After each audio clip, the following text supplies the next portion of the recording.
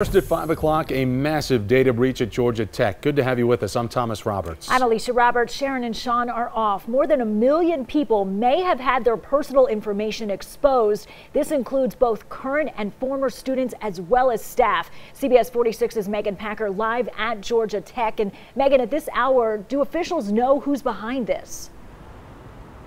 They don't. At least they are saying they don't know who is responsible for this. And they're also telling us they just learned about it in late March. Now they are scrambling to investigate and notify those who are affected. I thought it was an April Fool's joke at first. I was like, oh my gosh, like if Georgia Tech gets hacked, who else can get hacked, right? It's crazy. That's pretty scary. Georgia Tech students are on alert and waiting to learn more about a data breach targeting their school. I don't want to be 22 and have an identity theft case already happens, but I have faith they'll resolve it. They're pretty good at what they do here. Georgia Tech says the personal information of as many as 1.3 million people could have been exposed, including current and former faculty, students, staff, and even student applicants. Names, addresses, social security numbers, and birth dates could all be out there. Everything they've gathered most likely is going to end up on the dark web, and it's going to be sold.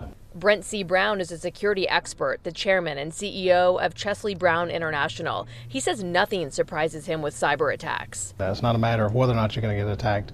It's a matter of when. Georgia Tech is working to determine who exactly was affected and will contact those people about credit monitoring services. But Brown says there are things people in the tech community should do now to make them less vulnerable. The simplest thing to do right now is to go into everything that you have, social media, your banks, everything, and start changing passwords and make them good passwords, not the simple stuff that someone could break or hack into.